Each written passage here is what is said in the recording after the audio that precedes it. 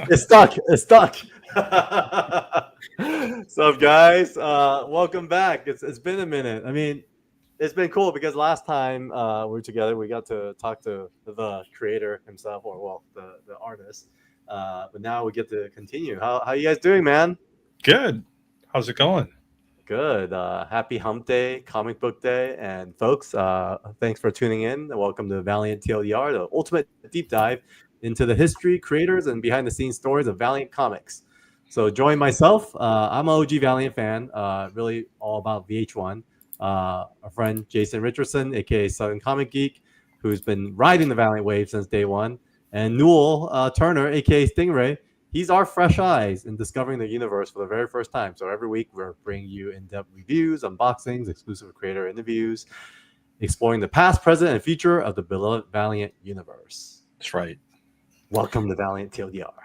Well, and actually, you have to add a little asterisk to that because I found out through our text thread last week that Newell actually knows a little something about some VH2 stuff. A little bit. Yeah. I'm an OG Quantum and Woody fan. That was new. We were caught off guard a little bit, because I had zero exposure to Quantum Woody. So That's crazy to me because but I mean, it's not either because it's also an Acclaim book, and I don't know if you read much of the Acclaim stuff. Not at all. I think at the time, I had no idea that Acclaim was in any way related to Valiant. Quantum and Woody was the only Acclaim book that I read, and I think I was reading that just because Christopher Priest was writing it, and I was familiar with him from his work on Black Panther and Deadpool, actually. So both of those, yeah, cool. I'm excited to get there. I mean, it'll be fun to dive into Quantum Woody. Yeah, then you'll be the new guy. Exactly. I'll be the fresh eyes. So, we'll jump right into it. I mean, actually, before we jump into it, like, how do you guys feel, like, thinking back of our conversation with Sean? That was cool. Like, that was a lot of fun. Oh, yeah. Man, I haven't heard a lot of those stories. He came fresh with it, but any kind of memories that came out of it, like moments that stood out?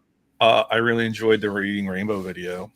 That was awesome.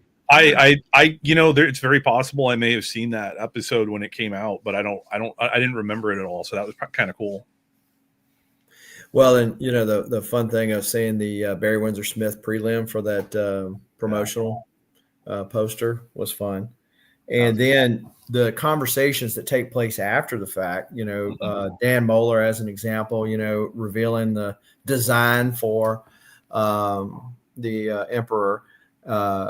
Cool. Revealing that design, and then also the people coming out of the woodwork as far as who owns what, and so found out who actually owns the original that poster work by Sean, and another issue in the Ride in the Future Force. And then the funny thing, I think I shared this on the text thread, but that this person owns the whole issue except for the cover. And then I found out who owned the cover. So it detective work.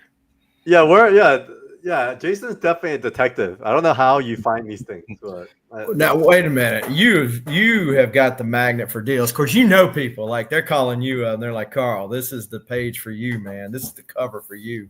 I don't know. So I mean, 90% of the time I can't afford it, or it's just not the right timing. But sometimes I do kind of stretch a little bit. I think we're all on top of it's funny. There's a fashion label that my friend used to run, and his tagline was "In love with a lifestyle I can't afford," and that's like, wow, that's very relatable when it comes to comic art collecting. Yeah. Well, because it always seems to pop up like when you can't do it, you're like, oh, it's always yep. So. Yeah, it's a problem, but we all love it. So, and we all can relate. So, with that said, why don't we dive right into our topic today, which is Ride in the Future Force 16. We're in. We did 16. Oh, we did. Oh, sorry. Yeah, that's okay. But we can recap some of that great Sean Chen art. Yeah, I'll blast through kind of 16, and then that was kind of cool. Yeah, no, talking to Sean really made me do a double take on the art because it really does kind of highlight even this, like this scene here. You know, Mhm. kind of like a childlike. I just imagine this kid with Barry Windsor Smith hovering over him and giving direction. Like, you know, that's Barry such, and Bob. and Bob. Yeah, Mhm. so cool. All right, here we are. They ended with them finding out that the Malevs were trying to destroy the atmosphere Yeah. to make the Earth uninhabitable. Which is one of the reasons why Spylock is, well, I'm not spoil it, but I think we did mention on a previous episode his actual origin. Well, I asked a question. You guys made big eyes, but you never confirmed or denied. Oh, okay. So I will save That's a true. little comment till then. But Let's not spoil it for Bredazzle. Hey, Bredazzle, as well as Aurelius. Thanks for always checking in. We appreciate you. But yeah, we're diving into, you know, number 17, and you know, obviously there was some drama between Ryan, Magnus, and Jason. Is this the first time they kind of see each other after a while, after splitting up? yeah, so they had split up, and then they were coming. He got told that there was some kind of hanky panky going on, and so here's where they meet back up and have that awkward moment of yeah. And you So notice that's we have a the new same. artist this issue. We do. Jim Yeah, Jim Calafiore. Calafiore. Yeah. Which I kind of liked his art. I thought it was pretty decent. Yeah, he was doing a bunch over on the Magnus title, so Okay. So it made sense. yeah. So he was kind of flipping back and forth. I like Jim. Jim, he was on an interview recently on one of those, like, you know, comic book podcasts, and Mhm. I really like him as a human being. Like he feels like he truly loves his work, Mhm. and you know, he's out there at all the conventions and all the shows, always on the hustle. But when you even look at his early works, you know, I thought, you know, he did a good job. You could tell he put a lot of time and effort into it. Yeah. Yeah, and I know you have too gotten a commission from him, and to me, like in just talking with him, he's one of these guys that's still very reasonable on their commissional prices, but a Yeah. solid artist, Yes. for We somebody love that's been in the industry as long as he has. All right. So of course these guys are gonna banter and be like, you know, not much to say. He's mad. He's mad at Rye, dude. He's like, what the heck? You banged my chick. It's a great way to end friendships. Yeah, easy way to mention fast. So yeah, so I mean, everybody starts going back and forth. Everybody's at each other's throats. One's picking Rye's side, one's picking Magnus's side, and everybody's kind of just drawing their weapons. We find out a little bit later, in the cover of this issue kind of alludes to what is fixing to go down, but we find out why everybody's so hyper in their feelings when it comes to being around Rye, or it's mentioned again that he doesn't necessarily have control over those powers. Mm-hmm. So his Harbinger powers. Harbinger. Yeah. Well, similar to like Pete, right? Early Yeah. on during Harbinger, we questioned if Pete was people were actually doing what they wanted to do, or was Pete influencing them. That's And right. It sounds like Rye has a similar power, right? Man, That's right. He's got Harbinger powers, and he's got the Blood of Heroes. Yeah. He's stacked. Yeah. He and that's why everybody's so adamant. Like, this is the best chance we've got to beat the Emperor, because of this power and skill set. Of course, Alicia jumps in the middle of there, and she's like, "Hey, you boys, settle down. I know I'm hot, but you got to chill out."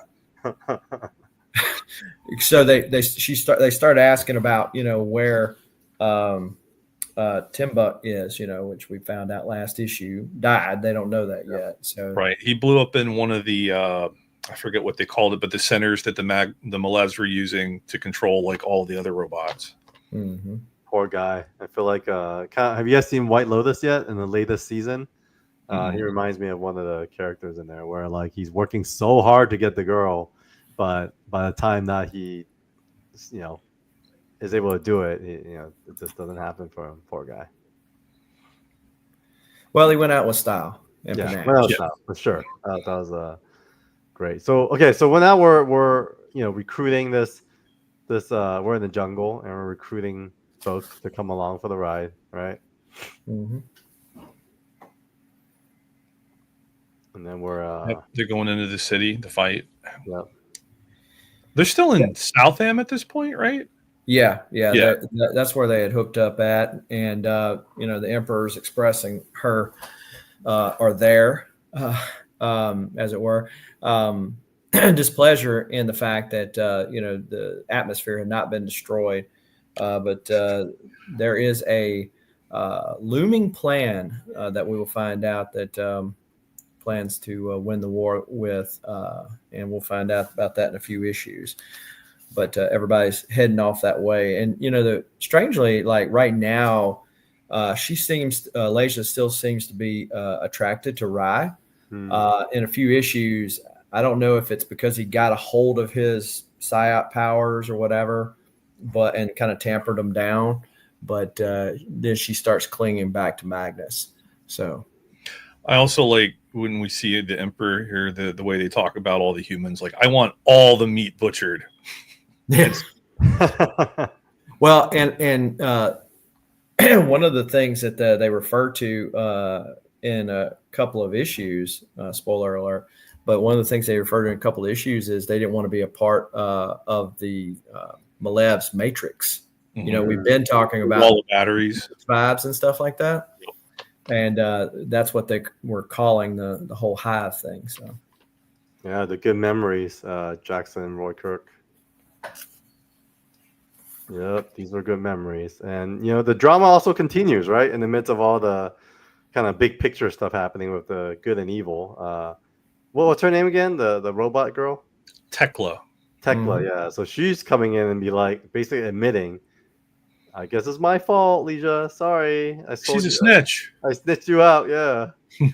Well, yeah, and on the next page, she's like, "Hey, look, I thought we were kind of friends. You kind of threw me under the bus there. Yeah, I know. But she said you did it, but the only reason you did it was because you have an attraction to him yourself. Like, so basically, you threw me under the bus to make yourself look good." And she's like, "Oh, I'm better suited. He's more comfortable around robots than he is around humans." I bet he is. Interesting. So do you guys feel like, even though when it happened, she was acting all innocent and whatever else, and she didn't know better logic wise, because the bird had to talk with her too, right? Or do you feel like now it reveals that she did it on purpose because she had I think she did it on purpose, because if you go back and read the early Magnus issues prior to all of this, she had always had the hots for him. Oh yeah, because she made herself look this way, right? Mm-hmm. To attract appeal to them. Yeah, to appeal to them. Yeah. Okay. All right. So what's this mission they're going on now? Because they're on a mission. They're going back to look for Timbuk, right? That's right. Yeah. Okay. Got it. They land. Ooh, brutal. They found him. What's left? Right. so brutal, dude. This is flat on the floor. Yeah. Like she can sense that that's where he died. Like, well, like, duh. Yeah. Captain Obvious. And it's cool. Like, this reminds me a lot of Matrix as they're kind of flying in. Oh yeah, the Sentinels. Yeah, Sentinels. Yeah. Mm-hmm. Kill, reduce, elements, recycle. So the other thing with this is, like, you notice that all of a sudden the Malevs show up, and they're all. We'll find out in a few issues how is it that they're able to pinpoint them so accurately. We find that out. But yeah, so everybody's kind of all poor Rye, because he's like, man, it's all my fault. He's taking the blame, taking one for the team. And Magnus is like, dude, the reason why everybody's like that is because you're using your powers on him. Oof. And he's like, I don't think I am. He's like, what? What, me? So anyway, so Magnus brings it up, and he's like, hey, this is probably the reason why you even, let him bang you like that. And wow. Just calling it out. And it's really if you think about, like, Magnus's origin, how was he made? Raised by robot, right? Oh yeah, that's true. His parents were an accident. Yeah, so like they weren't. Pete and Chris were together, right? Not Tor. Oh, shoot. And it's kind of just a repeat of history. Yo, I love that. Do you think they intentionally did that? Like, it's almost like I would imagine so, because it's fairly obvious, but and so then Magnus comes off as the Pete figure here, right? Right. As the cooler head, but anyway, so yeah, they're all leaving on the next page. Who wrote this? Real quick, pencil, inker, John Ostrander. John Ostrander. We should get John Ostrander and ask him, like, was all this drama kind of pre-planned? Was it from personal experience? Well, in a team book, you almost have to have drama, right? It's kind of like the X-Men, have always been, a drama-laden book. Gotta have the conflict. For sure. But so yeah, Magnus says, "Tell me it's not true." He's like, "I don't know." And so, like, okay, we got to settle things down, and it's like, kill the meat. Yep, they arrive. It's like an Ultron scene right there, right? Like, Well, is that all you have? And all these Ultrons come out. And he's like, yeah, you had to ask, right? Yo, look at how crazy it is. After talking to Sean, I also realized he did draw everyone different. Look at that. They don't all look the same. Yeah. Well, I guess it's not Sean, but Jim California. Yeah. Well, I mean, according to Sean, it made it easier. It would have been worse Oh, to make them true. look the same. So, I mean, Yeah. Targeting me, Destiny Leisure. and here we go, more judo chops. Yeah, there we go. And the werewolf guy, space werewolf, whatever. He's So, a yeah, I mean, character. constant action. Everybody, lights into battle. And then we have this scene where Magnus, Oh shit. not even thinking, cuts her arm off. Right. Well, that's when Spylock realizes that it's so bad that Rye is using his battle lust, so to speak, and projecting that out to other people. Oh wow. Yeah. So that's why everybody's just like fighting like mad, wild mad, And it's funny because looking at that page, at that top panel there, looks like it could be out of an X-Men book. Like that could be Jean Grey. Yeah. That could be the daughter from Excalibur, the other Phoenix, Rachel. Yeah. That's right. Yeah. And so yeah, so Spylock's like, hey, I gotta take him down. So Tekla is, wondering, it's like, wait a minute, I'm a robot. I understand how I'm not being affected by Rye. How is it that you're not being affected by Rye? Oh shoot. Maybe he's not a people. Yeah. So he we kind of got a glimpse of this on the cover. Well, here we have the scene. He comes behind him, nails him in the back, knocks him out, so that everybody kind of chills out and listens that they got to retreat. So it's kind of cool, like for the guys at Valiant to think about this concept. Is that when we all know about Wolverine and his rage, right? Like when he goes rage, goes crazy, but like Rye can do this for his whole army. That's pretty cool, like to have that kind of level of influence. Yeah, so like he has the Blood of Heroes, which Bloodshot had, and in VH1, like Bloodshot has a certain set of skills, and it's really that he was or had the Harbinger talent. He was a Psyop, but all he had was those few sets of skills, whereas like it's amped up in Rye because of his type, whatever his Harbinger skill was slightly different than Ray Garrison's or Michael Lazarus or whatever he wants to call himself in VH1 Bloodshot. But yeah, so his is amped up to the nth degree, and they're kind of displaying that here. That's cool. And Leisure is a lot more powerful than we know, right? Right. Well, I think we mentioned this in an earlier episode, but when she was coming in Gold Key, she was like the typical damsel in distress, right? Mm-hmm. Like she had the short skirt, the high boots, and like, oh, Magnus, help me. But when Valiant took her over, especially as the Magnus title kind of progressed, she became her own person, right? Yeah, strong woman. So, yep. Well, and then they explain it too, right there. The Malevs work off of the ectotheric energy, and so does she. So when they kind of swarm her like that, they're feeding into her. So it allows her to kind of have the big display of powers like that. That's right. It amps her power up too. since it's available, she's able to tap into And that's it. how she knows when they're coming too. That happened a couple of times in the previous issues where she's like, "Uh-oh, I detect ectotheric energy. There must be Malev nearby." That's right. And I guess after the battle, they're around the cave and they're just having their discussion. And ultimately, now Rye's leadership is in question. There's a bit of a split, a split between the party. Yeah, and they're determined. Hey, we're gonna continue on. We got to kind of watch it. Magnus like, hey, I don't trust him, especially around her. But and but we're going to continue to. I don't blame him. Right. There we go. So the next one. And did the artist change again? It looks different. Well, the cover's different. That's definitely different. Rod. Yeah, this one's Penciler's Spark, and the inker is Gonzalo Mayo. Oh, so, yeah, you can tell the inks of Gonzalo Mayo are a lot different than what they've been doing. Yeah, very. Yes. So this is kind of foreshadowing something because they're finding like these holes and stuff, and then we'll find several more of people that have been bloodlet out. And they're like, wonder why they would do that.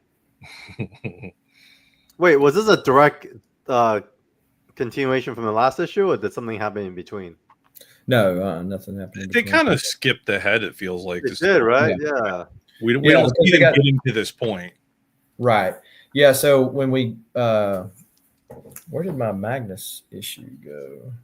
What's interesting to me is like if you look at even the creative team, completely shifted. It's like almost like you could already feel the shift at Valiant. Yeah, and you start the problem sometimes, as you know, with having a creative team like change, like that dramatic of a change, it just starts, that it's disjointed. It's like it's shifting gears too hard or something. I think so too. Stan actually mentioned those fight scenes are clean. Are fight scenes more difficult to create than other scenes?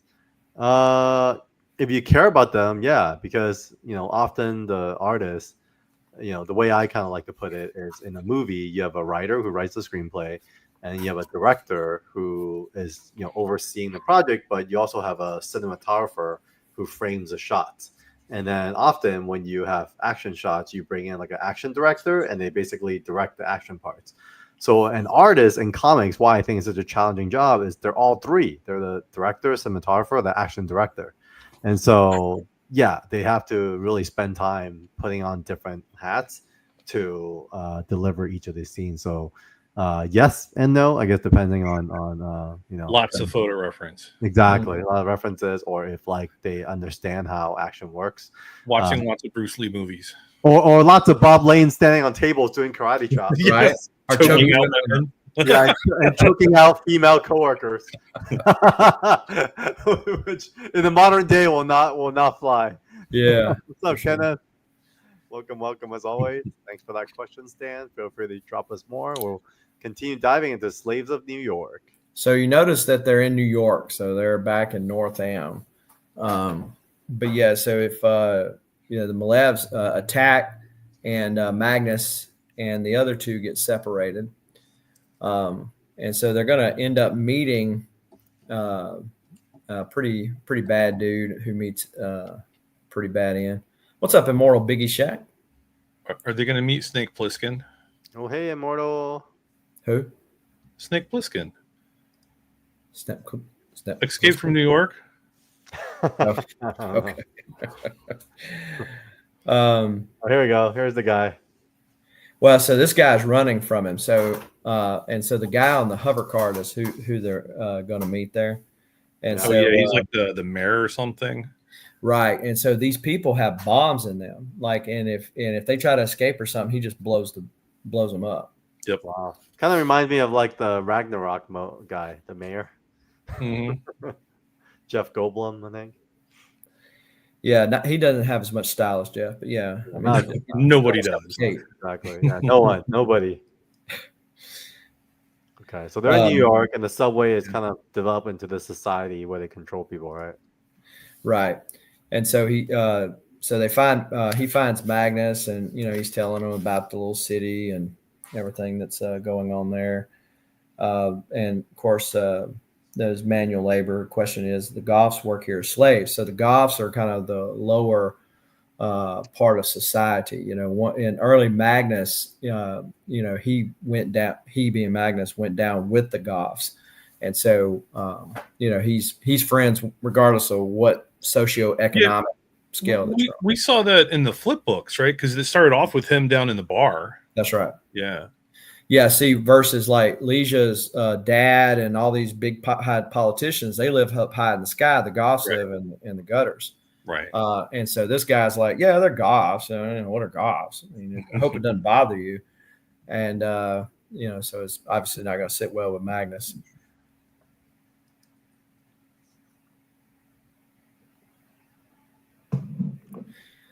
Yeah, we have some more foreshadowing here because which seemed kind of forced, I don't know, but they give the little soup, and Rye says, well, man, this smells awful, but could be good.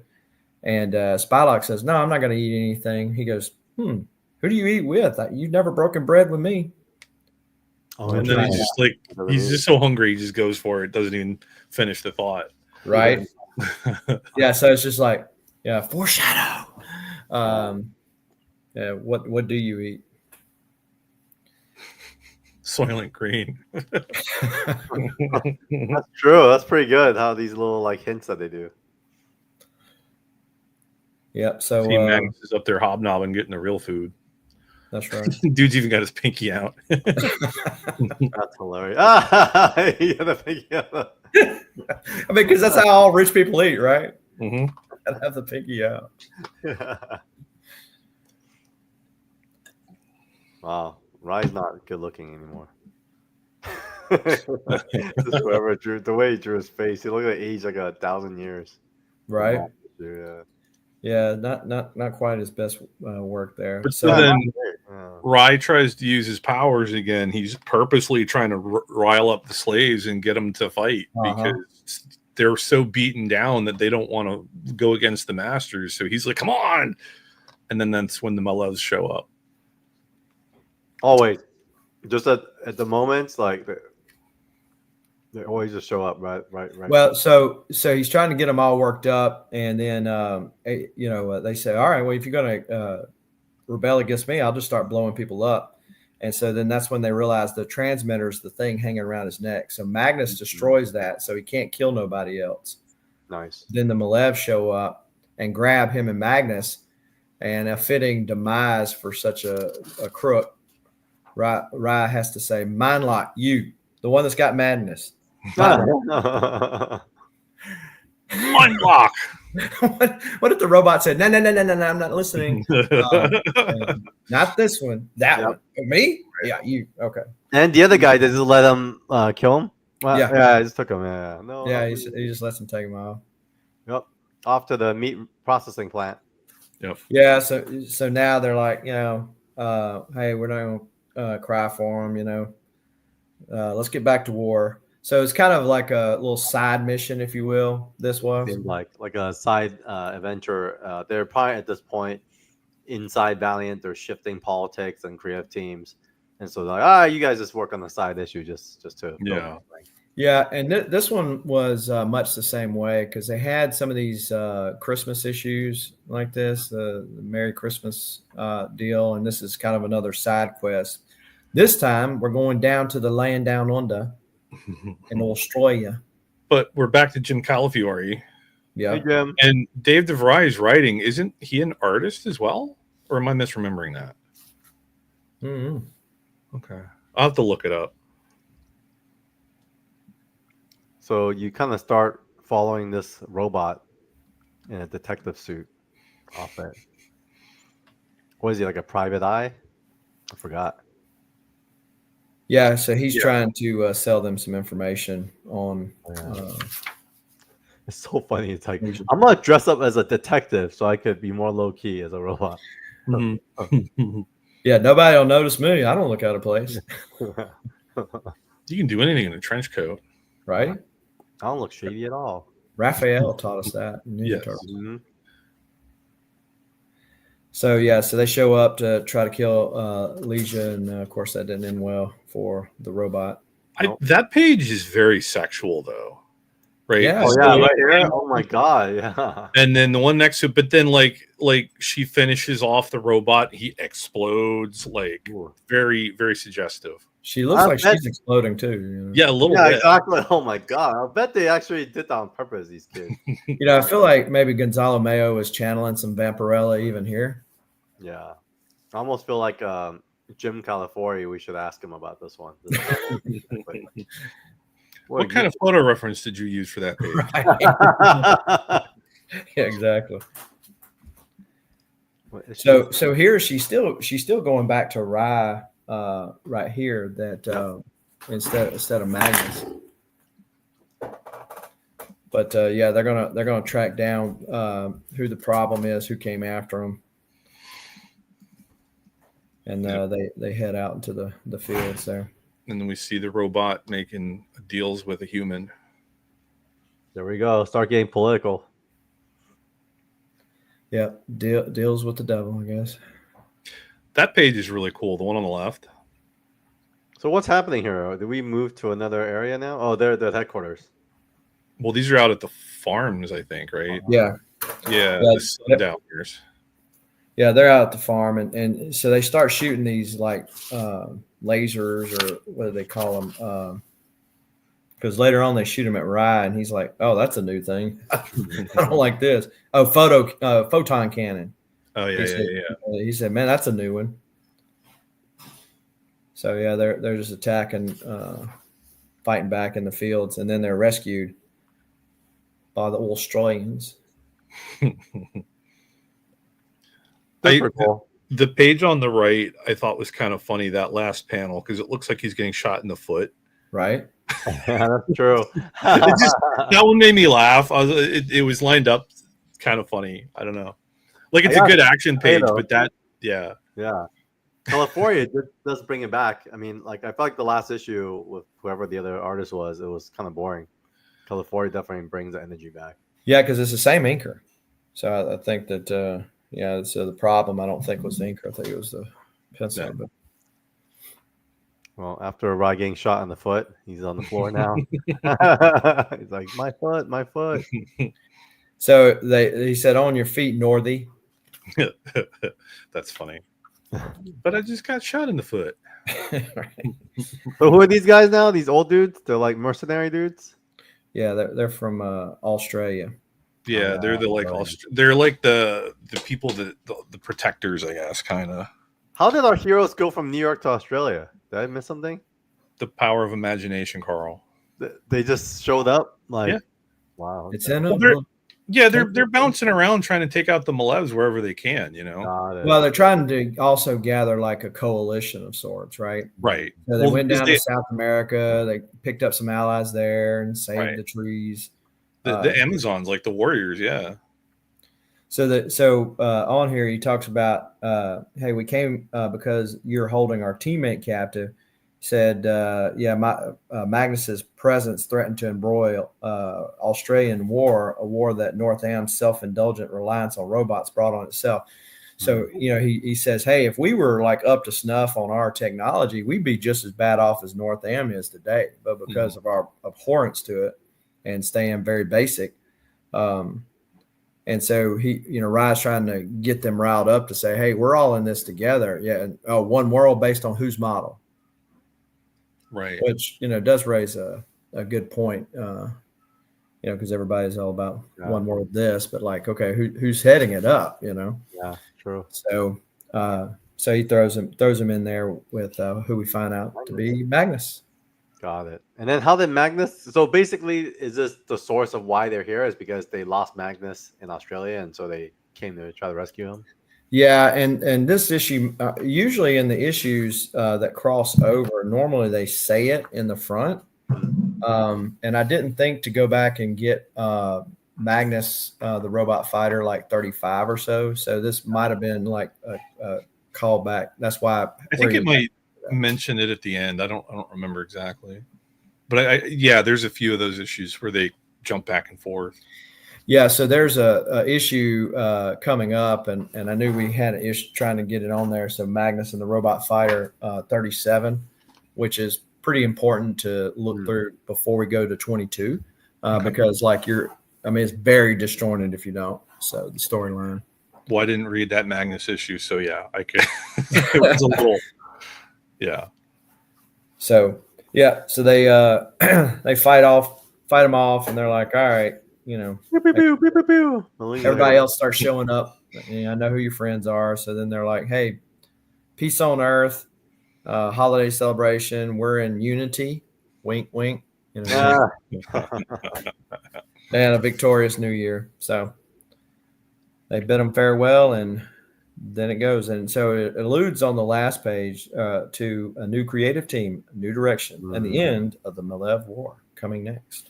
All righty. Magnus number 35 and Rye 20. Yeah. So, I don't think that except for 37, was a must-have to come back to that. But I think we're safe on skipping those. This is Carl's favorite issue. It is. The Archies. Yeah. Well, that too, but I mean, I know he was excited about the big Spylock reveal. Yeah. I do like in that first page there the Nikes. Dude, the Nike's super cool. He's heavily influenced by the Archies, and I am an Archie. Yeah, so he's one of the Archies, so he's back and he's training and talking to him. You're saying there was a break? There was like a Magnus issue that kind of came between the last issue and this? Okay. Do you remember what happened there?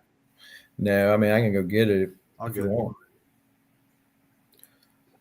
But yeah, I didn't read any Magnus. It wasn't part of the assigned readings.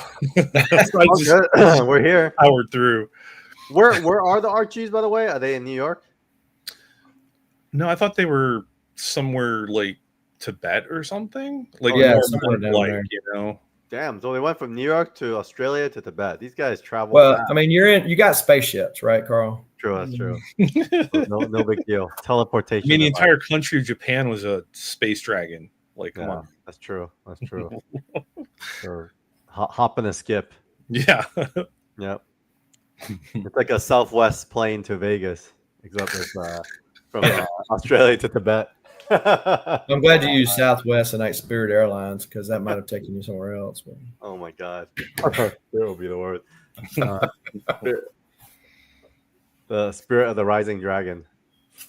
All right, so what's happening here now? He's talking to Mother Nike, right? They're all catching up. Yeah, you kind of get and of course it might be that because I know how things end, or we know how things end, but she's talking about your destiny to play the part of the savior during the worst of times, natural order, and he's kind of get like saying, "Why me?" Yeah, but it's like kind of wrapping some stuff up of what's to come. Kind of having those last conversations, if you will. Yeah. So. Oh, more wars. Malise show up again. Yep. Always fighting. Always, yeah. It's always like something's happening, drama's happening. It's almost like it's definitely a formula at this point. It's like this happens in an issue, but then when does the Malise show up? Right. Yeah, and so like I said, we'll soon find out how one of the ways that they're showing up so often. And Spylock goes to doing a little bit of training. Hey, quit wallowing in self-pity. You got work to do. And so they do a little sparring match, talking as superheroes are apt to do while they're sparring. But talking about his reflexes, master your body completely. And then so he catches the arrow. It's like very Jean-Claude Van Damme. You remember that where, kind of dodged the arrow like that? Yeah. Spylock's not holding back. He freaking shot an arrow at his face. Was that Kickboxer or Bloodsport? Yeah, I'm trying to remember which one that was. Yeah. I feel like they're like the same movie. Yeah. Well, pretty good. I'm impressed. But so he says like, hey, it's enough. I'm good. We'll go through with this. So everybody's sitting there fighting. She's getting more and more pregnant, right? Yeah, look at her. Big. Yeah. Contractions are coming, she says. And so they're trying to get down to the vault because we're all going to die if we don't.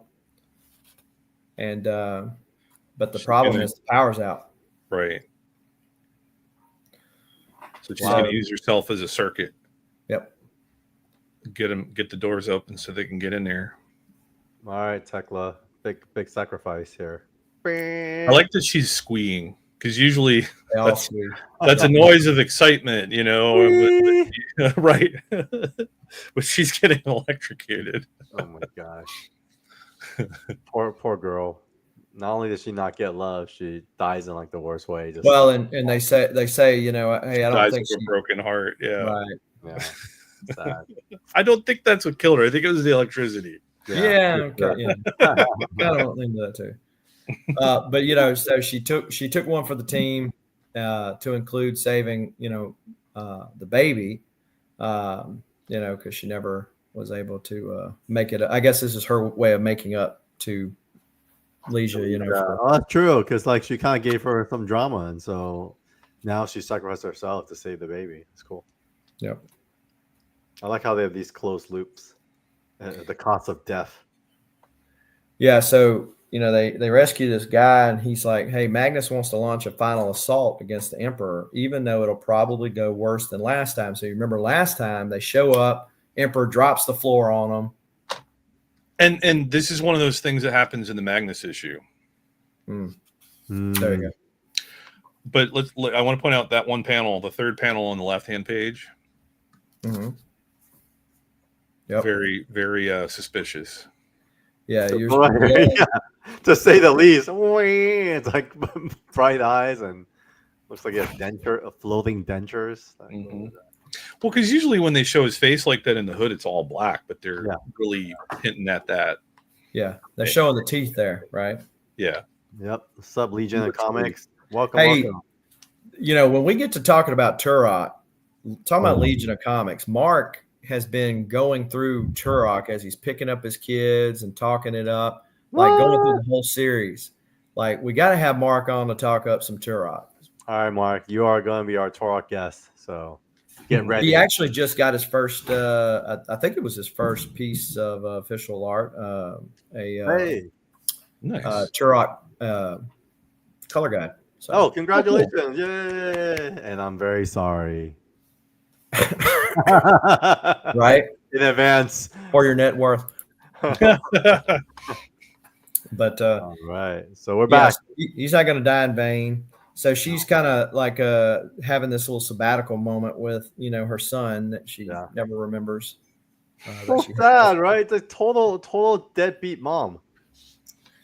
She's got a job to do, man. Come on. Yeah. And so, she says, "Thank you, my friend. Don't forget me. This is going to come back to bite her, It's going to come back to bite her. So Rye comes back a little ahead of time and finds what he wasn't looking for. Spylock? He's like, damn it, Rye. Wait, is he a necrophiliac? Oh, okay. Done. We're here. You weren't supposed to return so soon. Spooky. So Andre owns that page on the left. Oh, wow. Really? That's a cool page. It is. That page on the right was on Comic Link last year, and I missed it. Oh, man. I like the one on the right a little better of the two. It was a great page, and I certainly would have paid more for it. But who got it? I don't know. I haven't seen it pop up on CAF. Yeah. But so he leaps into it. It's like, no, that's not what you're supposed to do. And he's like, hey, dude, dude was going to die anyway. This is the way I sustain myself. Like this, I hate hurt nobody. He's a friendly spider alien. He only eats people who are going to die anyway. Well, and it's kind of like Morbius, if you remember those issues. Sure. Yeah, especially the Todd McFarlane issues. He's eco-friendly. He's just recycling. Well, there is that too, because spider aliens are very eco-centric, They are. Yeah. There's And actually so- some a good side to them in that. Yeah, They're so really it's like good. they're very environmentally conscious, because that's all part of their religion. And the Vine, especially in VEI, they lean into that like really heavy. Really? I like that. That's cool. Is And that so, is that the thing like where the armor, the exo armor comes Mhm. from? Okay, okay. Like in is that what we see in the beginning of Exo Zero? yes. Uh-huh. Oh, okay. Wow. Okay. Yeah. Okay. They Okay. kind of worship the armors. The armors are kind of like Right. Well, Yeah. that whole opening sequence in Exo Zero was, no dialogue or anything. It was all just that imagery of Right. the ritual, right, of them birthing the new armor, harvesting it from the tree or whatever, which was really cool. I don't think I remembered it being called the Vine. I don't know if I missed that somewhere or something, but that's Well, cool. yeah. So, like I said, so the Vine is got like a whole consciousness. Not to spoil it, but it's like a whole consciousness that the spider aliens can tap into, and it's a way that Exo and Ninjak end up tracing them and tracking them down to spoil their plans for world dominance in VEI. But yeah, it's pretty cool. So I had mentioned this earlier, but this is kind of the reason why he's so adamant that Rye has to stop the Malevs, because if the Malevs destroy life, that's their religion. Okay. Nobody said Earth's plant life is sacred to my people. Look, he was dead anyway, and I had to feed. He's like, no. When you got a nom, you got a nom. Yeah, dude. There's a Cassidy moment. Noel. Yes. Yeah. Right. It's like maybe Cassidy evolved and became a spider alien. Maybe he was the whole time. That's true. Wow, this is weird. This page is a spider. Well, and some of the spider aliens, the early issues of XO in particular, like they genetically change themselves so that they can appear more human. Well, yeah, like the ones that were like the CEO of Orb. Right. So of course, there was always a dead giveaway with them because they only had like 3 fingers. Oh, yeah, that's true. Well, and then as soon as they like open up their shirt or whatever, you see that they're kind of built funny in the middle. Yeah. How does Spylock like hide it this whole time? Like he could transform back and forth. Is that his thing? So it's part of the genetic change that they work on them. Well, in a few issues, you'll notice when he rips off his deal, he has this whole thing on him that's kind of like this armor, but it's also like this tech suit. So I think that also has something to do with it. Yeah. After we only go into like the first issue, so we don't really see a lot of it. But they really lean more into his spider alien look than they do the traditional Spylock look after Rye dies. So what's up, Tom? Our friend Tom, Mr. Tom McDonald, all the way to Chicago. Hello, sir. Yep. And so comic real quick. Added Torok issue 12, page 11. Away. Oh, congratulations! Yeah, there you go. Color guide is not enough, and I actually just got my first color guide as well. Oh, really? Yeah. Oh, did you get that set of them that you got? Yeah, I did.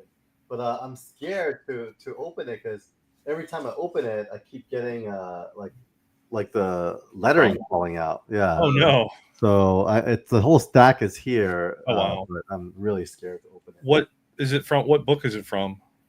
Archer and Armstrong. Okay. Yeah, number 10. Nice. Yeah, so this is the book that they use for the Valiant Validated Signature series. So it's one of those. Gotcha. Cool. Yeah, because it is a key issue. That cover, I believe, is on CAF. Don't remember offhand who has it. Someone owns this cover. That's a great cover. Yeah, I'm trying to remember who has it. But that first page right there, I own that one. Nice, congrats. Where the war, all the Malevs are coming after them. It's awesome. Where are you looking it up? Is suspense killing you? Yeah, I don't see the cover on the CAF. And that page right there, Dan owns that one because he was trying to sell it not too long ago. The left or the right? The left, yeah. Nice. Yeah. Cool.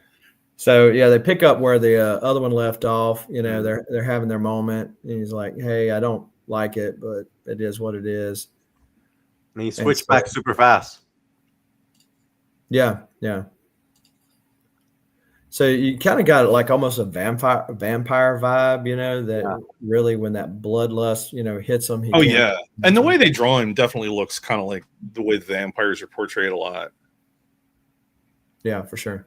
Yeah, dude, they're Valiant. I have to say it, way ahead of their times. They came up with the they them before we did.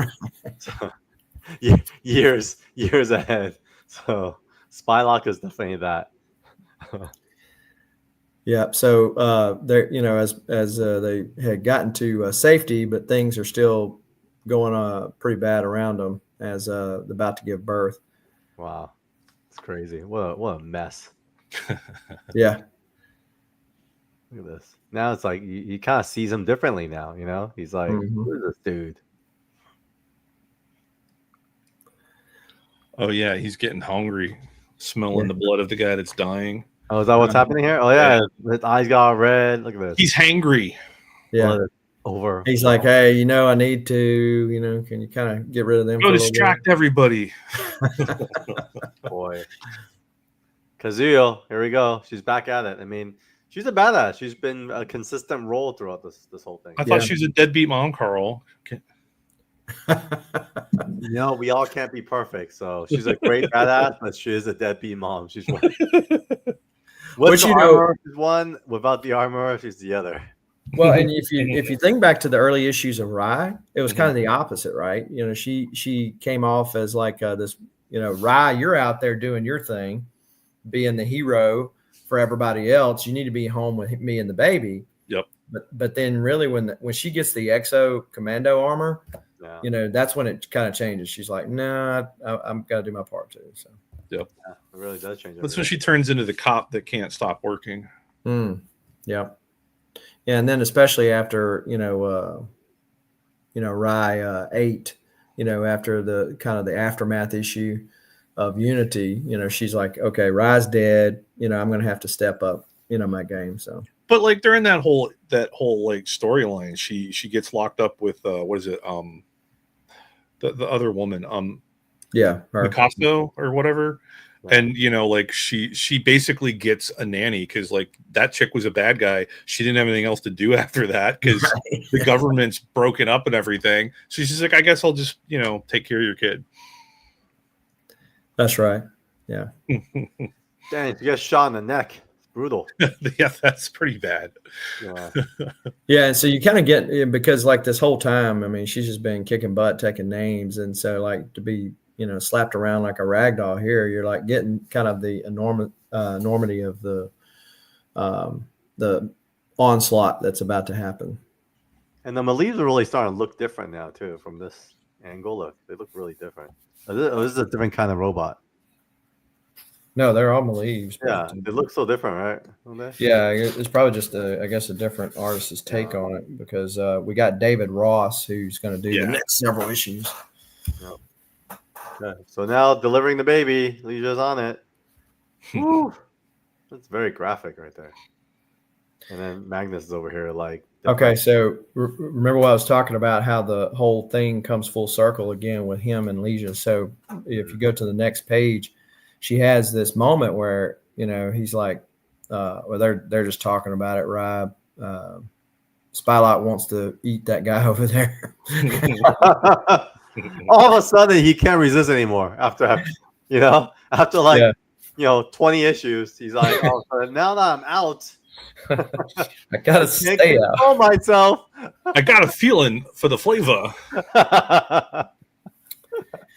Yeah, so the Geomancer tells him, says, hey, look, I can kind of get a glimpse of things here, and it's not really clear what's going to happen, but I do know for sure that you need to settle your affairs.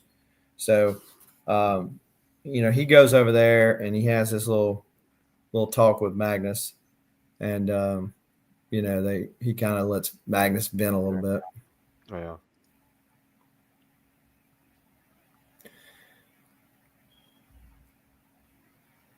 And so Rai says, I don't want Leisha. She belongs with you.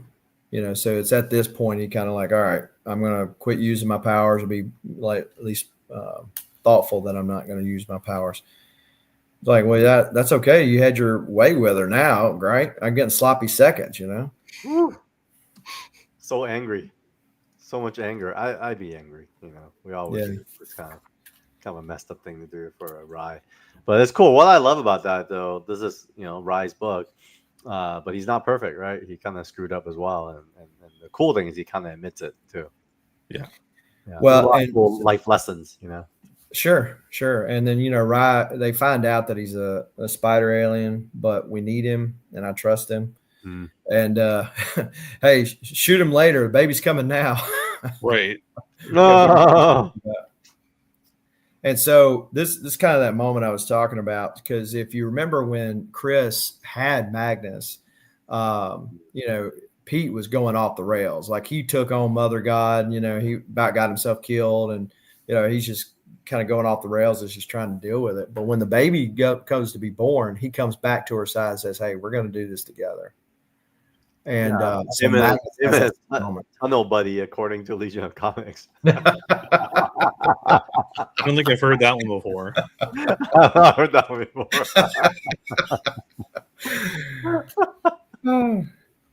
Oh man. But yeah. So the baby can tear us apart or bring us together. It's part of me. If you love me, if you love the baby, it kind of gives me this like single mom vibes. Is like, if you love me, you gotta love my 6 kids, my 6 different baby daddies or something. It's like, what are you talking about, woman? It's progressive. It's really progressive, actually. If you think about the times, right? This is the 90s. It's like, dude. So then Magnus says, "Hey, let's find out if I got a niece or a nephew here." So like all of a sudden we're brothers again. We tight. We all right. Right. We just cousins. So we tight. We're tunnel buddies. So yeah, as all the Malevs are trying to beat down the doors, they're like, "All right, the baby's coming," and then we have the moment like the cover alludes to on the next page. Which, that is again, a scary looking baby. One of the things that all comics used to do for the most part, which was allude to what was going to happen in the deal. So you were kind of getting a sneak peek. And that's what Valiant did a lot of. Dude, but they notice his eyes. Valiant is so at the head of the game. Is like, in modern day, you have like Baby Groot, Baby Yoda. We got Baby Bloodshot, baby. Except it's not cute at all. No. Like, I get that it's supposed to be bloody. It just came out, right? But it looks like it's got 3rd-degree burns. It does. I don't think they did a very good job either inking or coloring this one. That is not well rendered. No, not well rendered at all.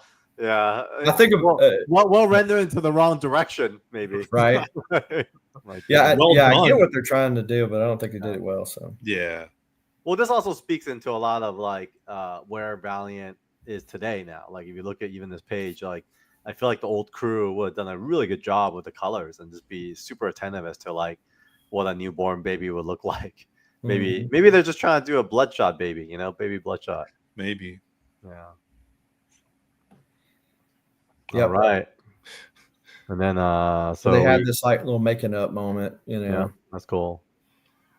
And then Spylock's like, snack time. Well, I was distracted by the baby. Yeah. Look over there. Don't mind me. I'm just eating my Lunchable. It's so funny. After 20 issues of not taking that kind of risk, he's just kind of like all out now. I'm out of the closet. Let's do this. Everyone knows already. Yep. Yeah. Right. So yeah, Rye says, hey, he resisted his hunger far longer than any spider alien could. He says, I'm ashamed to say it's true. The genetic engineers made me too human. Wow. So he's kind of leaning back more into his spider alien side here. The human side, wouldn't have to do all this. Yeah. So makes sense. So yeah, so she gives birth, and they're like, all right. Rye says, all right. They're ready to fight. They're locked and loaded with their cable guns. Mm-hmm. All right, Malif shows up again. Yep. And they could never have one peaceful issue. One peaceful. Hey, they got through a childbirth. What more do you want? That's true. Right? At the moment. Like, they could have broken in and I don't know, kidnapped the baby or something, but they didn't. Then surprise, we have visitors, and somebody gets shot. Wait, who got Right shot? there Where? on the end. So On the end. the Oh. Storm Watchers or the PSI Lords. Oh yeah, Psylords. Yeah. Is they it show PSI up. Lords or Psylords? I mean, tomato, you know, depending on the mood I'm in. Yeah, the Psylords. The Psylords are the hardcore in the future, right? That's right. Oh, I didn't realize that. Yeah. Yeah. And so, you know, later they would get their own title. I'd run for 11 or so issues. They had their own Chromium #1 cover. And was that all set in the same time frame as Yes. Rye? Okay. Yeah. So yeah, they don't exist in like current time frame. So you said that they're basically the hardcores. Are they not aliens then? They're hardcore people. They're hardcore descendants powered by nanites. Oh, okay. So nanites, just similar to the way Bloodshot is. Right. So in VH1, Bloodshot and hardcore are two separate things. Like one's Project Rising Spirit, you know, the other's something else. When VI, they just merged them together, and they're all part of the same deal. But kind of makes sense, right? Right. Okay. And because they're kind of doing the same thing. Yeah. And so here it's kind of the same. And I don't know if Dinesh maybe took a page from that to say, well, they kind of combined the Psylords. So why don't we just make, you know, Bloodshot and Hardcore part of the same team? But yeah, because they have nanites, which we'll find out shortly. So we want to pause right here because of the all important issue here. Yeah. Because there's a big gap. Like if you picked up Rye the next month, which it even says, hey, you know, this is picking up from you get the Emperor on the cover. Yep. Yeah. So Dinesh, I believe, owns this cover here. Of course. Of course, yeah. Right. So this is alluding to what is going to end up happening as Magnus and Rye. We'll see. There you go. There you go. All right, I couldn't figure this thing out. So we find out on the first page who bit the dust. Ooh! Oh, not the bird. Yeah. Mother bird. So they shoot the bird. It's a double entendre there. And so they come after Rye, and he's like, hey, you know what I'm made of, you know, blah, blah, blah. He goes, yeah, I know. And that's why I'm able to turn him off. He turns his power off. Ooh, that's sick. Rye's like, so with the Psylords kind of like Rye, they have like they have nanites. Oh, they have nanites in them too. Oh shoot. But they're not as powerful as Rye's. No. So he turns Rye's not the OG. And so, so then they come in and they're like, all right, chill out, guys, chill out. You know, everybody's kind of letting the testosterone flow freely. And they explained to him the reason why they destroyed the bird was because it was implanted with the tracking device. So that's how Malev found them. This is how they kept finding them, was because the bird was always around Magnus. See, and I completely missed out on that because I didn't read this issue. Right. So they destroy him, and then they say, well, I guess you probably don't already know it. I know something you don't know. No, we just found out last issue. They're like, you didn't read last issue, did you? Right. Wow. And they're like, we already knew that. Bruh. And so they find out that Rye has so they originally came here to fight the spider alien invasion. And they're like, dude, you're like years too late for that. They're like, we get it. So we're coming here to help you with the Malevs. So they came from their world to help with the Malev invasion. So when you say their world, are they on a different Earth or something, or like a different planet? They're on a different planet. Oh, okay. And so they show up, and they're very interested in Rye's child, in particular, and Rye too, because obviously he has the power that he does to turn off their power and their nanites. And so, hey, you remember their plan to go straight for the Emperor? Yeah. Mm-hmm. They're like, yeah, we can do that. Let's go. So here is the Emperor, and this is Leisha's dad right here. Yeah. The who was the president or whatever. president. Yeah. And so she's talking to him, and he's like, "Hey, they're coming for you, and they're not coming alone." And so then we got a nice big splash scene Mm-hmm. Oh wow. with everybody. That's cool. And so so as per usual, everybody's just showing up, fighting, destroying some robots. Boom, boom, boom, boom, boom, boom. Now they got, the Psi-Lords are pretty powerful, so they've got them on their team. They're making some headway to getting back to the Emperor. So they jump in. Got a group shot right here. Nice. Jumping in to save the day as they crash into the tower. And also they're coming in time to save. Magnus saves his pa-in-law. Who, if you read the earlier issues of Magnus, like he didn't get along with him at all, because Magnus is not very big on politics, which again is another full circle thing, because Magnus becomes like the president or whatever. Yeah, hilarious. So they're all fighting them. A couple of action scene pages. Hey, y'all keep going. Yeah. I wonder if Magnus does make that noise. Hi-ya, every time he does. Right? He does a couple times. Yeah, he does. Especially when he's doing the judo chops. Yeah. So they show up. There's the Emperor. Oh, Emperor. Looking busty as ever.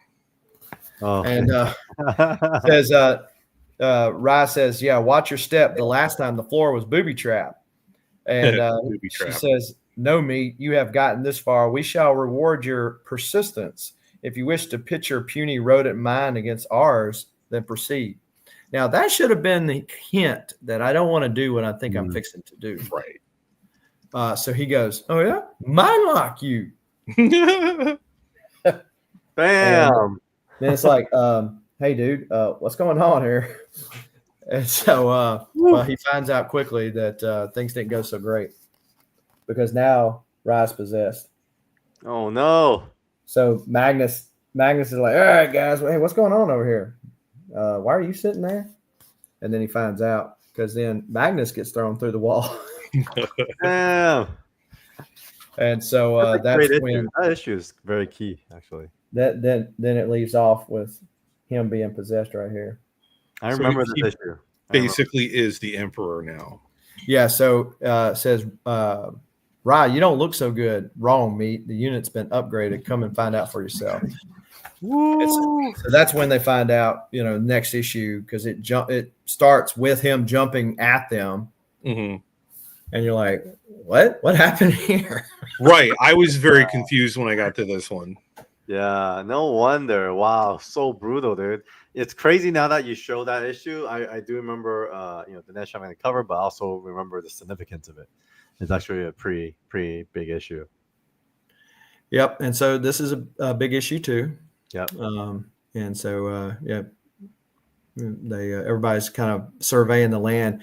And so when the Emperor is talking, it's in a little more of a green shade.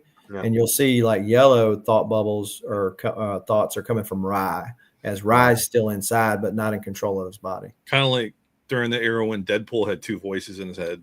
Yeah, Madcap. Yep, during the Daniel Way run. Mm-hmm.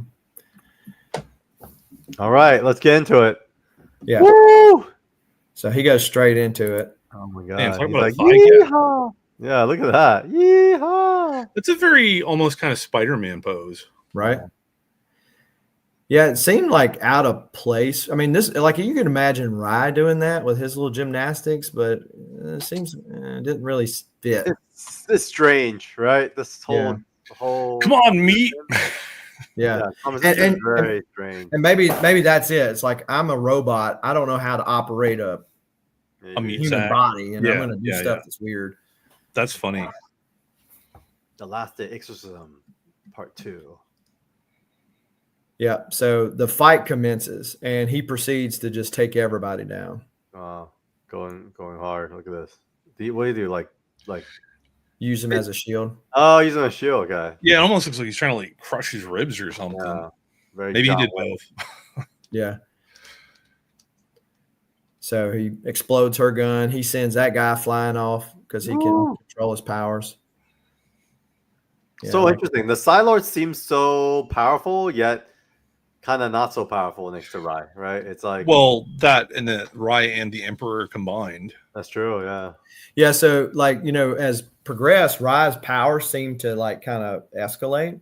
Yeah. And then so if you think like, well, what has he not done that he could do?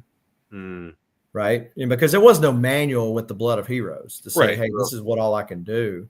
And so if you have, I don't know if y'all read X-Men back in the day where Emma Frost took over Iceman's body. Oh, that's when he became like Omega level, right? Yeah, exactly. So he was able to not have to do the ice slide, and he was able to bulk himself up and all that kind of stuff. And before that time, it was just like traditional Iceman. And then he he's just like, didn't know wait he a could minute. do all that. Yeah, I didn't know I could do all that. Just like you got untapped power. And so kind of the same thing with the Emperor here. Like she's kind of tapping into stuff that Rai didn't know to do or didn't want to do. So yeah, he's proceeding just to take everybody down. So they're like, okay, we got to. So you see, he shoots or takes. There's the mechanics that I mentioned behind his cloak. Well, obviously he can control that. So Magnus comes and smacks him upside the back of the head. Yeah, and then this is where Magnus has to do something he doesn't want to. There we go.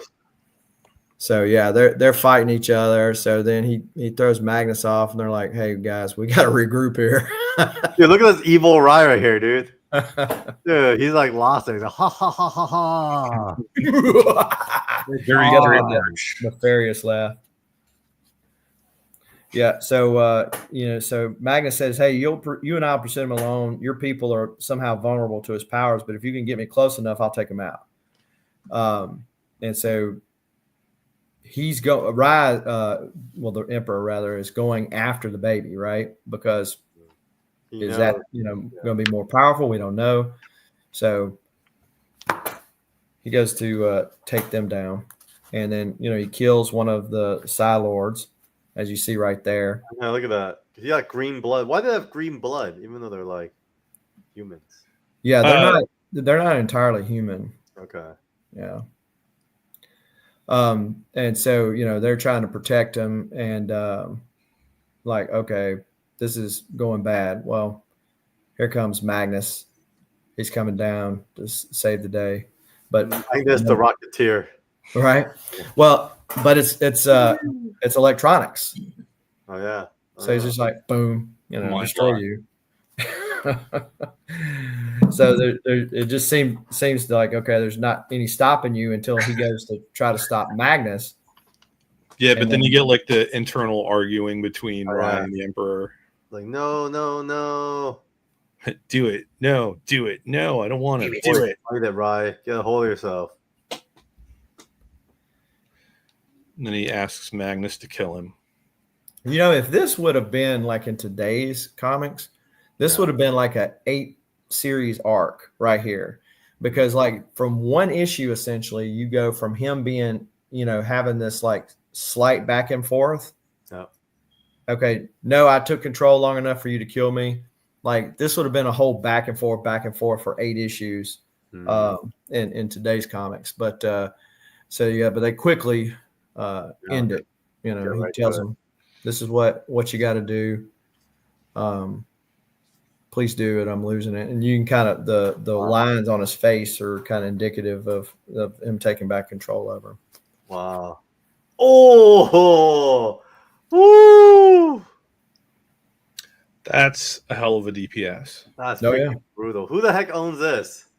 I'm not sure on the actual art. The guy that owns I believe the guy that sold me the Harbinger 25 colors, owns the colors on this too. Or it might be Dan, one of the two. I really like Magnus. Colors are on calf. Wow, this is so good. It's so sad. Dang. Yeah, so he finally makes peace with this guy that he's been fighting, with brother in arms, and he's got to take him down. So So you have this whole dialogue back and forth, and as the emperor is trying to escape, he's like, "No, you're going to die with me." And as he does, it explodes the emperor, unfortunately killing everybody in the Matrix too. Yep. Ooh, boom, boom, boom, boom, boom. Look at that. That's crazy. That's rough. Yeah. It's kind of sad. Like that. This moment's crazy. It's kind of sad. He's like crying. Well, and so that I own these 2 pages right here, Oh, these two? Whoa, So- nice. Nice pages. and this is one I really wish the word bubbles were on, right? Because like most of the gravitas here is found in the word, the wording going back and forth between the emperor, and then Magnus's, like internal thought says, hey, I hope it was worth it. All the fireworks for celebrations that cost millions of lives, and we just add them to the list. And he talks about all the friends that have died: Willow, Felina, Marie, Timbok, Tekla, Asa, and why is it only yours I feel? And it quotes like this would never go in today's world. A single death is a tragedy, a million deaths is a statistic. From Joseph Stalin. So wow. Oof. Wow. So is all bubbles all gone and it's just glue marks on your art? Yeah. Wow, this is really good.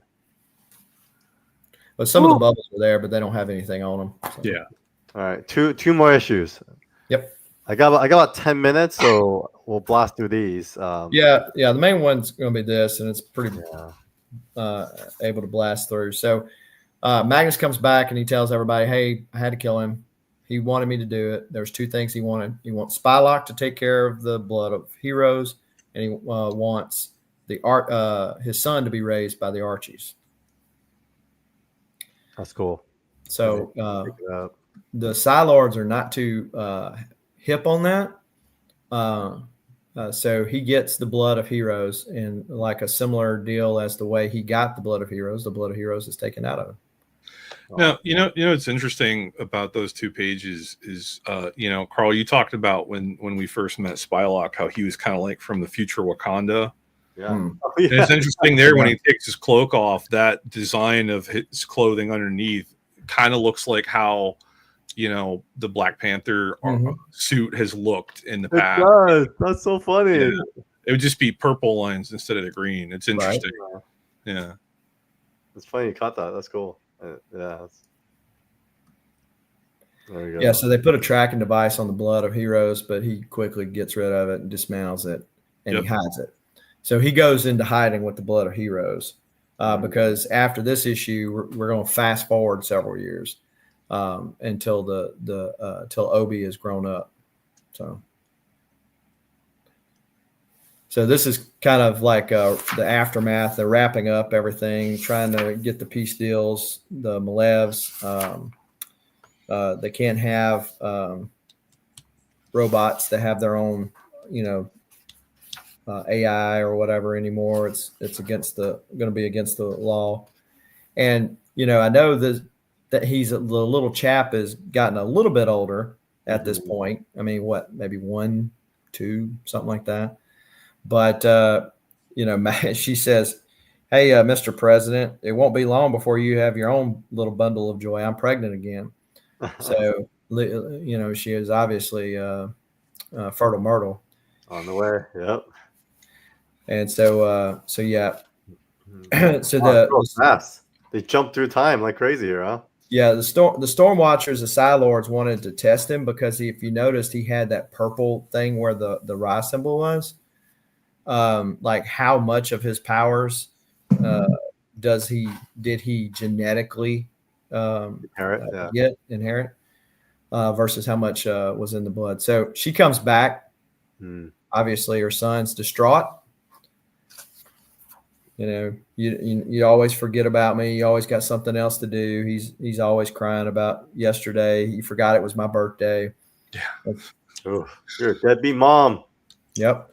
So he's talking to his nanny, obviously, and she's telling him about back how it was back in the old days, and how they overthrew grandmother, and Ra was on grandmother's side, and all, your father, the last Rye was on his side. So he decides. I'm trying to remember. Yeah, it was at the end of this issue. So he gets old. Obi gets old enough to go to the Archies, and so they go to send him off, but not without his close friend. They grew up together basically. Yeah. Rye's son, the two Rye's sons, all basically grew up together. That's cool. And so he shows him his dad versus his dad. It's like you're a fake. They're calling you Rye. You're not even the Rye. Like you're not even of the bloodline, you know. And You're so just some dude's son. That's right.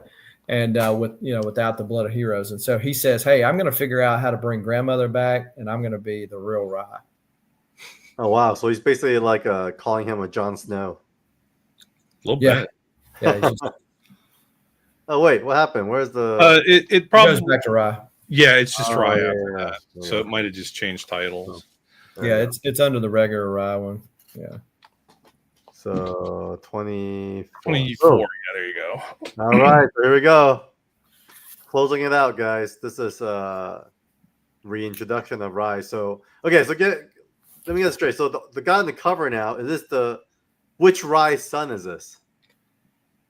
The last one. Yeah. You notice this is Obi, so he has the real blood heroes.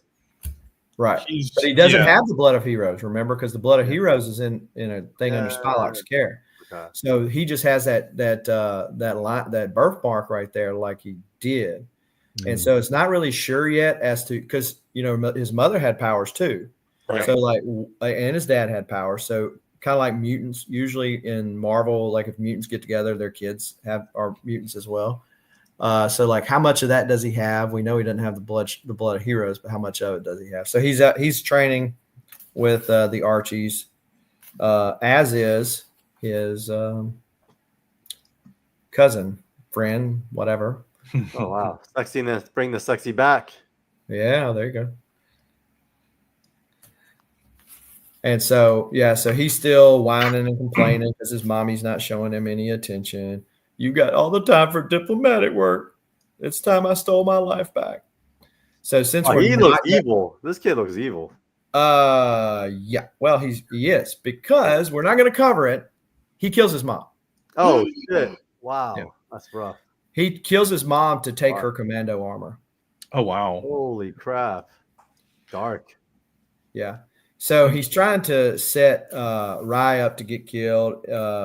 Or to die, so that he'll be, so he cuts the rope, and kind of backfires on him, because Rye comes over there to save him, and then the robot, is turning on him too, and so the guy who's trying to get killed ends up helping him out, and it's a whole deal. And it's supposed to be like relationship building exercise, but they end up just trying to fuck each other over, right? And so, so then at the end, he comes in, says, "Sorry, I'm late." And so he's like, he tries to tell them that, hey, he helped me, not the other way around. And they're like, "Oh no, you're just a good little boy. We know you're lying for him, basically." So he can't win with him. Yeah. And as the few issues that remain in the series go forward, like I said, he kills his mom, takes the commando armor. He actually trains with Spylock. So you remember that whole sequence where he was training with Rye? Yeah. That's cool. Stuff with Rye's son too. That's because cool. At first he's like, "Hey, I don't know if you can handle the blood of heroes or not. So I don't know if you're worthy." And so then a couple of issues after that, he ends up saying, "Okay, yeah, I think you're ready for it," and he gives him the blood of heroes. Now, in the middle of this, you always got to have a good crossover. Valiant wasn't super bad, but they did get here. So you have the whole crossover. You got the Solar, the Destroyer in the middle of it. This is the Chaos. This is cool. It kind of, and even like this version of Solar that shows up. All right, so here it is right here. He kills her, knocks her in the back of the head. Wow. And she dies right then and there that fast? Yeah. Oh shoot! What a scumbag. But dude, you know one of the things I do love, and it reminds me of Valiant, even as I'm kind of browsing through some of this, is I really like how as time progresses, like they're very organic in the way they introduce new versions of characters. I just feel like sometimes like with the way like Marvel, DC, the way they do it, it's just so out of nowhere. You know, all of a sudden, here's a new version of Batman. All of a sudden, here's a new Spider-Man. There's like no like context as to why, right? But I think Valiant always did like such a good job of introducing new characters and how they're interconnected with the other ones. So that's where he gets the blood of heroes. And so then now that he has the blood of heroes, can he fight? Yeah, right there. Got Yeah. it. Boom. Wow. Changes colors. You're right. And so then he's going to end up fighting against him. Now, another blast from the past as they go forward, because he's wanting to reinstitute like AI and all this other kind of stuff and have like a mother god, and he be not mother god, sorry, Granny, and be her protector like his dad, the Rye, was. And so in doing so, kind of unleash Axe, the manager from the past. Dude, look at his design. His samurai design is so sick.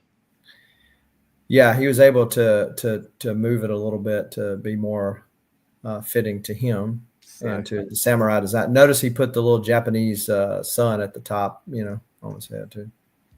All right, I have more time. I bumped my call, so I can stay on. So yeah, they just blast through, and as he's kind of getting used to using the commando armor. Wow, it's kind of cool. I like how they made him like a samurai commando. Oh, look at that page. Ooh, who has this page? This is sick. I don't know. I ain't never seen that one. Call me Rye. Dude, there's so much potential in this like brother story kind of thing, It's really cool. Really good. Really well done. I gotta read this actually. Well, and let's add another flavor of weirdness, because this title, because you're in the same timeline, is going to Rye or Obi is going to be in Magnus, because Magnus is now the president, and so his mother is obviously Magnus's spouse, and Magnus and her have a son named Torque. Oh, interesting. So, old man Magnus. He knows to name him that because of the letter he got from his mother back in was that Rye Zero? Did they put it in? They mentioned it in Rye Zero, but because Magnus actually gets that letter, and it's a whole issue where he reads it and in his book. Okay, that makes sense. Yeah, they show Chris writing it and giving it to the geomancers in Rye. That's right. Yeah.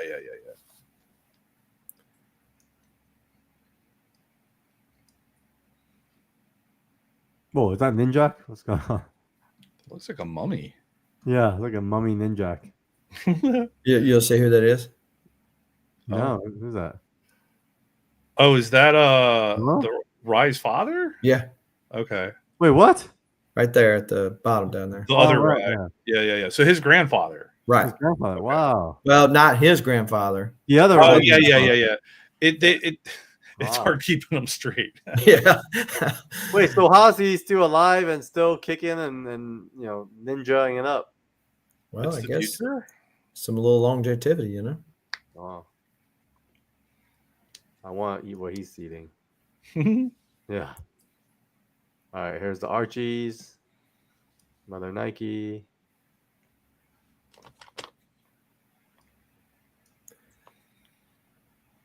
So how was this? I mean, obviously we're browsing through it, Jason. Was this really well written, or was it like something that had more potential? I feel like it had potential, but you can see the handwriting on the wall at this point that they're just trying to hold on until Acclaim, kind of reboots the series. Yeah, this feels like it's got to be around the same time as like toward the end of Exo, when the art completely changed and the colors changed and it just got weird. It did. Look, you could tell it's just less care, even like on the left side here, it just kind of reminds me of like a Malibu comics, Yeah, it looks like that. Well, and if you yeah, because you feel like, okay, like you mentioned the dynamic between, they're not really brothers, but they're kind of brothers. Yeah. Pseudo. Oh, there's Axe. Yep. Oh, wow. They're kind of brothers, and then you throw Tort, the half brother, in. Like, he's like, okay, you got something you can work with here. A lot you can work with, yeah. But they just kind of squandered it at that point. They're gonna end up rebooting the title. Yeah. Oh. So they kind of flash back to where Axe kills Bloodshot. Mm-hmm. Dude, Axe is such a crazy character, how he's evolved through time. Yeah, so that was them kind of reminding of what took place in Rise Zero. Yeah. Mm-hmm. I don't hate the art here, whoever is the artist. I don't hate it. It's funny, like these pages are cool, but like those first couple with Axe, that made me think of like early Image stuff, very, very 90s. Yeah, John Royal. It seems like they're moving in that direction. I mean, didn't Bob Lane say that they started pushing him towards like the Image style? And that's exactly this. Yeah. So that makes sense, right? Yeah. So it's not bad. It feels very 90s for sure. Right. But then they lost their house style, right? They lost their whole. Yeah.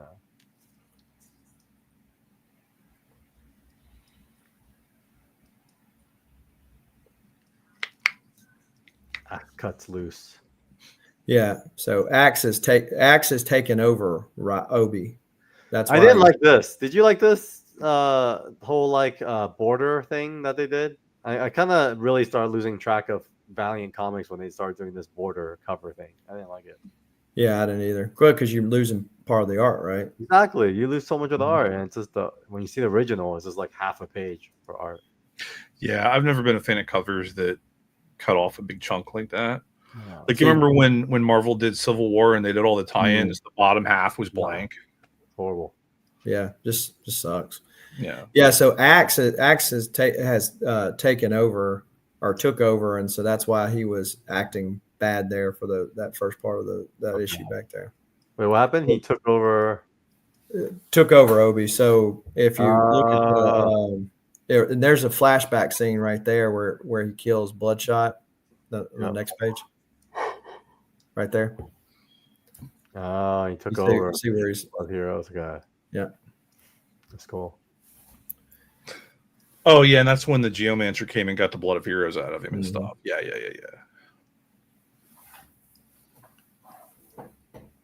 Yeah, it looks very Image 90s kind of thing. It's like something that would have come up like Extreme Studios or something. Yeah. Right. Well, and again, it's sad because at this point, a company that was started based on the stories, had more of a house style of art, as we found out from those people that were there. It wasn't intentional, but it kind of happened. And to go from that to, we'll just throw a story together and throw a price tag, and hopefully people buy it. So 33 was the last issue then, right? Did they even close it out at all, or was it just kind of like that? It was very weak. It's like, really? So it goes into the Magnus story, but it still is just like, okay. And they all won. It was kind of one of those story endings.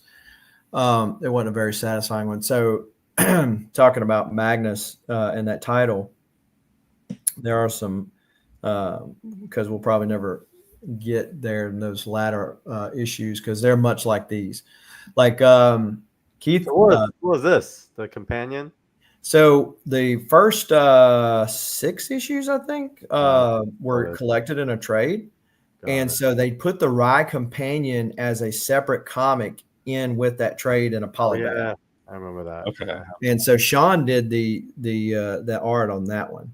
But this is basically retelling the Rye Zero. Right, the Zero. The companion was. So it retells that story right there. It's cool. But hey, Sean fan. There we go. Yeah. Nice. All right. I mean, that wraps our Rye review. Like, how do you guys feel, man? I mean, this is a big one for you. All right, Jason? I mean, Rye is your logo. Yeah, a lot of highs, a lot of lows in the series, a lot of action, obviously. Yeah. And like a lot of titles, it was just there at the end, like, you just squandered. I felt squandered, as a victim of its time, right? Yeah. I gotta say, I mean, I wasn't like the biggest fan of Rye like growing up, and I think a lot of it has to do with just my English being my second language and like the cultural aspect of it all. I did not understand, but now that I reread it, uh, so much potential. There's so much drama. There's so much like uh, character building that happens through it all, and I almost feel like Star Wars can learn a little bit from how this whole thing panned out. I thought they did a really good job. It's like Star Wars Matrix. Yeah. Yeah. Well, and the sad part about it is that basically Rye goes away because it's not rebooted. Oh, really? Okay. Yeah, in Acclaim.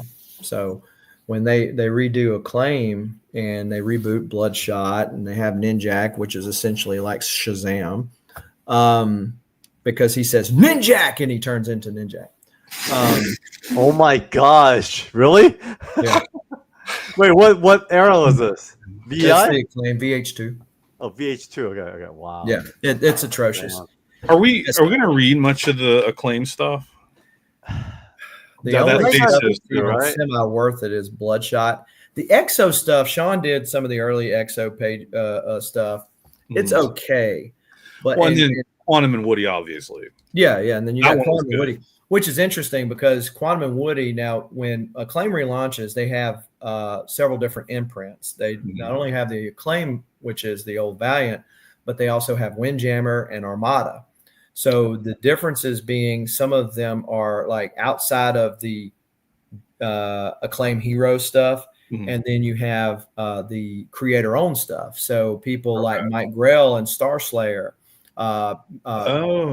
Valeria, Valeria, is it the She-Bat or Neil Adams? Oh, really? Okay. Yeah, had issues with Windjammer. And so then you had the whole Magic the Gathering stuff. First time Magic the Gathering was in comics, was in Acclaim. I know somebody that picked up a cover during the signature auction that just happened, a Kaluta one for that series. Wow. Yeah. Kaluta did Magic the Gathering like art? Yeah, I mean it, but the thing is like when we were looking at it, it's like, well, who are these characters that are on it? Because it was from like 1995 or something, and it's like no idea. So yeah, they had a whole bunch of miniseries. Most of the issues would come with the little either a card or what do you call the little life points, or what you used to call them. The card, like mana crypts and stuff, or like the little gemstones that you have. The little beads that they use to count life. Yeah.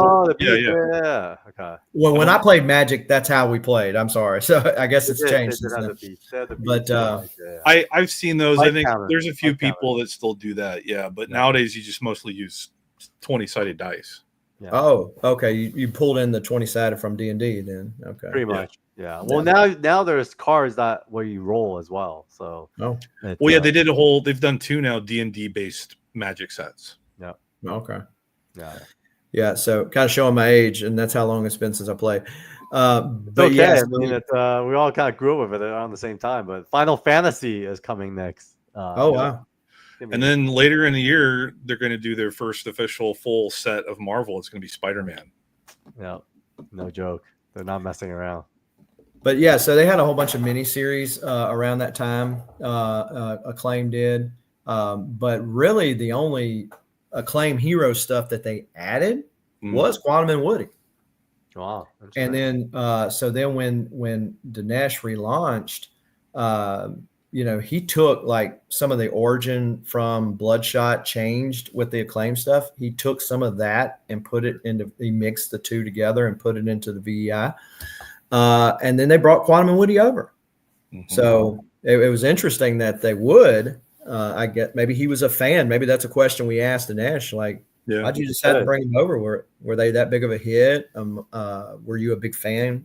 Reading that, because like the Ninjak, like I said, it's just such a departure. Like the kid gets things from a video game, I believe, and then like I said, he says Ninjak, and he turns into a ninja. Did they do a Ninjak video game? I don't remember. No. Okay, I know they did Turok and Shadow Man. Exo Iron Man too. Also, Armorines had one. Armorines seems like a fun game. That's Yeah. a cool one. I could see So- that as like a Call of Duty, you know. So Jim Calfourier did the 4-issue Armorines Volume 2. And that's that right there is probably the best series of them. And the issue 4 of that miniseries is kind of one of the, I wouldn't say grail, but harder to find on the comic scene books, just because it was just so low print at that point. But yeah, so Solar played a huge part. Turok obviously played a huge part, probably their biggest hit. Because they had so many Turok miniseries, but it was not the same old guy. So speaking of Turok, I mean, is that where we're going next? I think we did talk and we said Turok Ninjak. No. Bloodshot Ninjak. Bloodshot Ninjak, and then we'll go Turok, right? So, that sounds good. And if we can get Bart on to talk about maybe the first few issues that he did. Yep. And then we can even throw in something about the XO 1516. Yeah, that's the one where they're hunting the dinos in the sewer, right? Mm-hmm. Yeah. And so maybe talk about that. And then after that, Rags Morales actually draws the majority. We had some Tim Truman art. You had some names on there, but Rags basically held. Yeah. I hate to Barbarian Kung Fu. How are you? Thank you for joining us. Hey, Jason's got to butter him up first. Well, yeah, I don't want to hurt his sale because he said he's got him on his IG, and I know he's got him for sale. They weren't great. Fabian Nicieza wrote it. He was the editor. Co-creator. Okay. Yep. Well, not according to Rob Liefeld, he ain't, but yeah. My God, I didn't have the best impression of him, and I don't mind talking about it because I remember I was really green coming into the comic book space, and then I went to a panel for Fabian, and I remember working in an industry at the time, from film to comics. I had heard the deal that Rob got, right, as far as royalties, whatever else. Okay. And then so during the course of and me being young and ignorant too, kind of dumb, went to this panel and like there was a Q&A. So I basically raised my hand and Fabian's like, kind of just kind of like grumpy about like the comic book industry, just kind of like angry about it. And I raised my hand. I was like, hey, like I know that you're angry, but like wasn't Rob taken good care of? And he like blew the fuck up. He like totally like yelled at me at the panel going, Rob didn't get anything more than I got. Everything I said, I stand by. Da, da, da. And then years later, of course, Rob's super public about how he's well taken care of. And so, yeah, I didn't have the best experience. Sorry, Fabian. I know you're a good person, but I was just ignorant. Yeah, he seems like a super nice guy. Anytime I met him He was very angry. I met him once, got him to sign a book. He seemed chill. Yeah, so I didn't ask him Fabian, publicly apologize. I feel bad because I was very ignorant and I was just curious, and I got kind of beat up publicly. So whatever. Well, and Bob alluded to when they brought Fabian in for a claim, he was like, "Hey, look, I don't hold anything against him. He's just got a job to do. Good job. Yeah. Get it. So because they had several titles, Troublemakers, Trinity Angels were just hot garbage water. But it's a connecting cover. It is that. It has Ivar on one side. It has Turok on the other side. I know which one he's talking about. All right. So, I mean, that's the game plan. The next thing we're going to jump into, guys, is Bloodshot Ninjak. And then I think we're going to get Mr. Kevin Van Hook to join us. He's already verbally committed. We got to give him a time and date. Or did we set a date? I don't remember. But, I think we said the 21st. Yeah, I think 21st. Yes. So we'll get that in there. And then, I think it's on. So, guys, if you're out there and you're watching this and you like to hear people ramble about a whole bunch of funny books, be sure to smash that like button, hit the subscribe button. And I know he never does it, so I'll do it for him. Mr. Carl Choi, publisher extraordinaire, does run 24/7 Comics. Yes, they're always putting out great Kickstarter events to include the most recent Blazeman. Well, now Heroes Be Damned. Okay. So, And I have well, signed it up for Heroes started. Be Damned when Yes, y'all send the I've link. signed up for the notifications. let's see. But I think I just got the notification today. Bladesmith should be shipped out to me soon. So Yeah, we actually shipped the print, and it's going to be filling in the survey, and we'll get it out. And what's cool about Heroes Be Damned is Vince Unico. He has been a very notable convention artist. Does a ton of commissions. That's kind of how I met him. Almost 100,000 followers on Instagram. oh, wow. And then he wanted to create this world, and it was really enticing. And then his art was amazing. And but he wanted to write as well. So I ended up pairing him up with Terry Kavanaugh a year ago, and they worked on this together. And if you guys don't know who Terry Kavanaugh is, he was Marvel's editor during the time of, he basically gave Bear Windsor Smith the platform to do Weapon X, because he was the lead editor for Marvel Comics Presents. And we'll have Terry on as well at some point, just to have him come chat with us, because man, he put Jay Lee on Namor, he put Stephen Platt on Moon Knight, he put Alan Davis on Excalibur. I think he's probably made some of the best decisions creatively when it comes to putting people on books. So Terry is an editor of this, and it's basically the return of Terry Kavanaugh. And so this will set him up to be something we actually announced at Comics Pro, that he is now the executive editor for 24/7 Comics. So our 2026 slate should be pretty fun. I'll say that. Yeah, super nice guy, and like you said, I mean, he did a lot of writing himself as well. Yes. So didn't he work on what was it, Telos, that Mike Waringo book back in the day? I don't know. I know he did like X-Man. You remember? Oh, yeah. Mm-hmm. Yeah, he met. The one he's shy about was Clone Wars, that I guess had mixed reviews. Yeah, wonder why. Yeah, exactly. Hey, thanks, Barbarian Kung Fu, and I noticed a subtle plug to the auction in 10 minutes, so appreciate you for stopping by. But yeah, fun stuff. So stay tuned, subscribe, hit the bell notification, and so that when we go live, you will know about it. Thanks, everyone. Till next time.